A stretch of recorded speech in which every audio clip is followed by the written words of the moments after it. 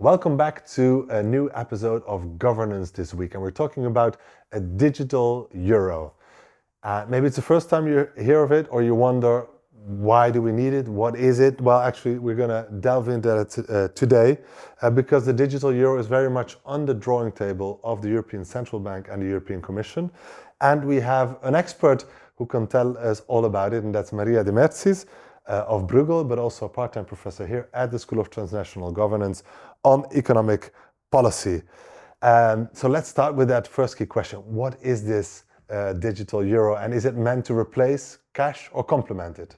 So what is a digital euro and how is it different to a euro that we use digitally every day, right? And I think the interesting part of the digital euro, perhaps the simplest to understand, is that it is really a digital equivalent of cash. Think of the cash that you have in your pocket. Well, the society is becoming increasingly more digital. The ECB says, well, we probably need to have a digital equivalent of cash. What this means is the following. Cash, it really is a contract between you and the central bank to produce the equivalent value of any note at the time that you exchange it with the central bank. Now, what this actually means is that the cash is fully guaranteed by the central bank. Because remember, the money that you have in the bank account is not fully guaranteed. If a bank was going to go bust, then only up to 100K of money that you have in the bank will be reimbursed back to you. By contrast, if you were to have an account at the European Central Bank in the form of digital money like digital euro, that would be fully guaranteed. So really the difference between a digital euro and a euro that we use digitally is that one is fully guaranteed, the other is only partially guaranteed. Now, to your question whether it's going to replace cash, no, it won't. Even today that we consider our society is extremely digitalized, about 50% of all the transactions that we do them in cash. So I think that this process of digitalizing the economy in full is very, very slow. In any case, it will never really eliminate cash. And that is why the digital euro and actual cash will exist in parallel. So in your reactions to what is going on in this field, I read somewhere that you said, well, that communication about the digital euro should shift from retail use to wholesale use. What specific benefits do you see in promoting the digital euro in the wholesale market? Before I answer your question, maybe it's worth explaining what is the difference between the retail euro and the wholesale euro, right? So a retail euro will be the euros that you and I will have in our bank accounts. And typically there are small amounts. The wholesale euro are the euros that banks have in the central bank, and they're typically big amounts. So if you're talking about volumes of transaction, it is the wholesale market that really moves the world rather than the retail side. On the retail side, which is basically you and me having yet another account in the central bank, you have to ask the question, does the average European citizen actually need another form of payment? I mean, is this going to make a difference to the way that we pay today? And in my view, this is not going to make much of a difference. We have sophisticated financial systems, a lot of different payment systems, digitalized cash. If we were to have yet another form of payment in the European Union, it really wasn't going to make much difference to our welfare. However, on the wholesale side, and now I'm talking about banks transacting across currencies, so from euros to dollars or from euros to pounds, all the transactions that are happening cross-border between banks, there we see that in the current system, the payments are both very slow and very expensive. So if a bank wants to transact, a bank in the European Union wants to transact with a bank in China, it's going to take a long time for money to be transferred and it will be very expensive. If you were to have a CBDC which is full in operation, and this is not tomorrow, but if it were to be there, the experiments that we are doing so far are showing us that the gains, both in time and in costs, are going to be incredibly big. And that's why I think when we are communicating the benefits of establishing a central bank digital currency in the euro area, most of the benefits will come from these improvements on the wholesale. They won't come from the retail side. And that is why I think we need to shift a little bit the emphasis, the way we explain to our public what are the benefits for the citizen. That'll come mostly in economic terms from benefits on the wholesale market, which of course will trickle down to the consumer as well, rather than benefits directly coming from the use of the retail side. Now there are also benefits in terms of the EU strategic autonomy. There's a lot of talk about this topic, right? Indeed. So, first of all, I mean, I don't know that we all agree what strategic autonomy means. It's just, I mean, in a rather vague sense, it means that we need to do more by ourselves. You could argue whether this is a good thing or a bad thing. I know the European Central Bank is asking for more strategic autonomy through the issuance of the digital euro. What they mean by that is the following. There is a very big percentage, about 70% of all the payments in the euro area are intermediated by players by firms, private firms that are not European. Right. Now, so that means that if something geopolitical was to happen, it might actually jeopardize our ability to do payments. That's basically what the ECB is worrying about. Now, we mustn't take this argument too far because, you will be distorting market forces. It so happens that the companies that operate in Europe are not European. What is the imminent threat here? And are you really saying that we should be financing European firms to pick up some of these payments? This isn't necessarily something that can happen easily and without a very big cost to the consumer. So we need to be a bit careful about this. Now, I do understand the argument of resilience. If it's such a big proportion of our payments are intermediated by outside players in an environment where geopolitics is becoming more and more relevant, maybe there is a point about trying to make sure that we have alternatives. But we have to do this in a way that we don't damage the consumer welfare, namely we don't make the consumer pay more. So we have to be careful about how to do this. And I don't think this is the most imminent dangers coming from the fact that the companies who intermediate our payments are non-Europeans. There might be other problems that perhaps are more imminent for the moment. And could you tell us, why are we talking about this topic now? Why are the ECB and the European Commission looking at this matter so closely at the moment? Yeah, so I think the timing is interesting. First of all, the European Commission came out this summer with a regulatory suggestion, a proposal on what the legal framework should be behind the digital euro. And that is why it is very much in the news, because the European Commission came up with this legislative proposal.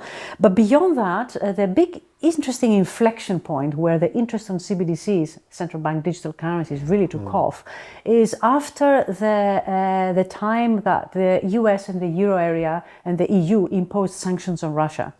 What happened there is that we saw that Russia lost access to any dollar and any euro payments because they could not really settle their euro transactions and dollar transactions either at the ECB or at the Fed. And therefore, they can no longer operate, trade or transfer capital in these two currencies.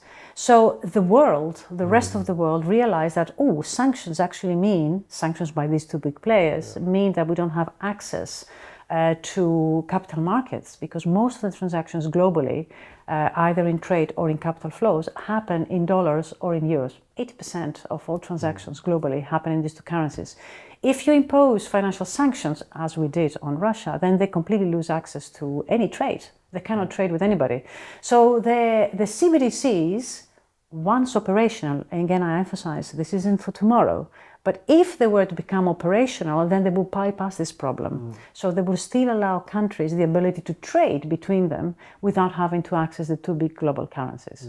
And this is why you saw a huge increase in the interest of CBDCs at the time that the Russian invasion in Ukraine happened, because they were fearing that, maybe sanctions, if we are next in the sanctions list, that will imply an important, a very big, huge shock to our economy. We need alternatives. So maybe the digital euro itself is not a geopolitical tool, but the fact that there is a big interest at the moment is actually because of geopolitical developments. Yes, and I actually would disagree a little bit. I think the euro is also the digital euro could be a geopolitical rule in the following sense. It is now that all the research is being done on what CBDC should look like, and in fact on how CBDCs should communicate with each other. This is the time when all what I call global standards are being set. And I really believe that the European Central Bank, it comes also back to the communication issue, should really participate a lot more on how to think about the wholesale digital euro than the retail digital euro, and help set global standards, and in the process protect also our interests in the global scene. So I actually think that it is very much a geopolitical tool, particularly if we're interested in having a Europe, digital or otherwise, that plays a geopolitical role.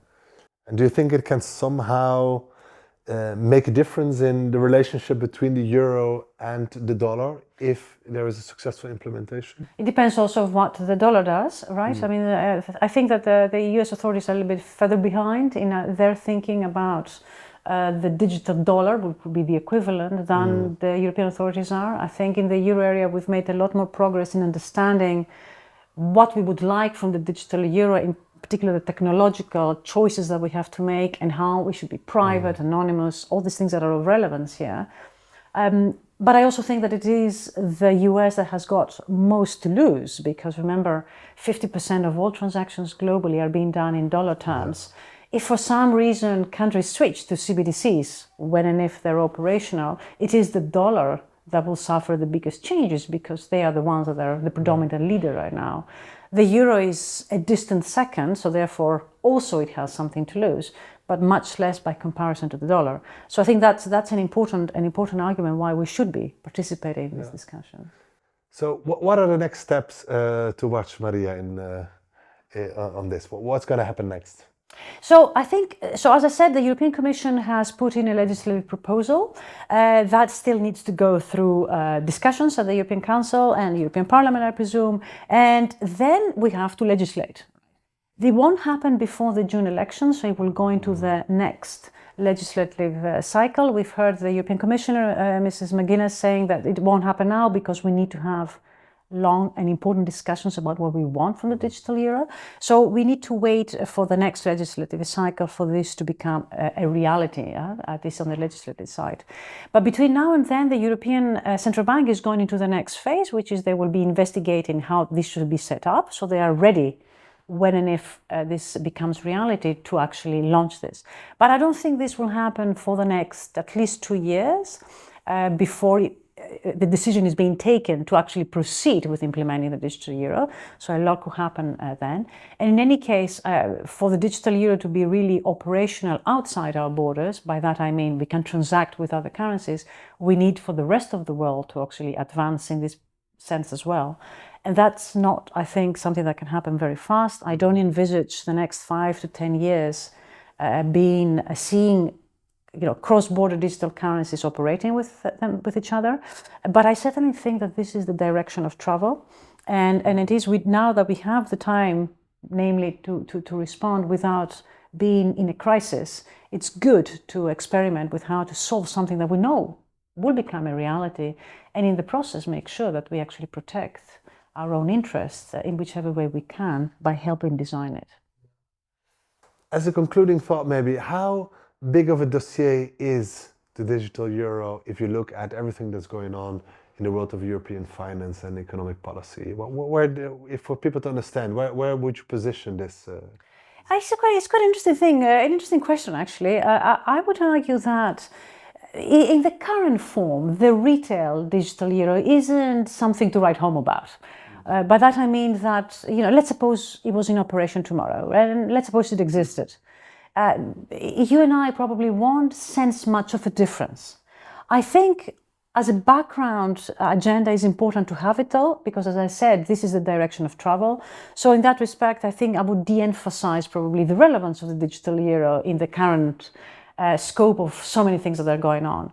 However, it does have the potential of changing both cross-border transactions, but also if you think about a very distant future where the world is much more digitalized than we are today, probably the idea of having a digital anchor is not a bad one. So it's actually important for the architecture of the euro. Even if we don't feel it, it's actually important to have it.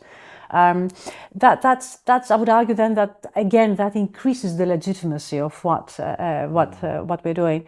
And the other thing that I would say is that it is also an instrument that is not currently in the question, what I'm about to say, but it might become relevant in the future. It is maybe a way of changing the financial system in the way that it exists today. And by that I mean the role of banks. Remember, if you were to open a digital euro account, you would be taking money out of your bank account and you would put it into an account at the central bank. That means that you're taking funds out of your banks and you're giving it to the central bank. That distorts what the banks do today, because the banks actually rely on our deposits to intermediate If you were going to reduce the pool of those funds that current banks have, then you are changing the role that the banks play in terms of intermediating funds into the economy and helping the economy grow. So you're looking at a system, a banking system that at the extreme could be very different to today. This is not the motivation why central banks are doing CBDCs. But by creating the infrastructure, you may be creating the opportunity of rethinking the current financial system. If that were to happen, that would definitely be a very big part in the finance agenda. But I think this is, again, neither the motivation of why we're doing this, nor is something in the immediate future. It simply has the potential of changing the financial system the way that we know it, if and when we decide that this needs to happen. Maria, thank you for taking us on the journey towards a digital euro. We're going to definitely follow what's going to happen next. And for our viewers, if you want to know more about everything on the agenda here at the School of Transnational Governance, the issues that our professors are working on, subscribe to this channel and, well, stay tuned for next episode of Governance This Week.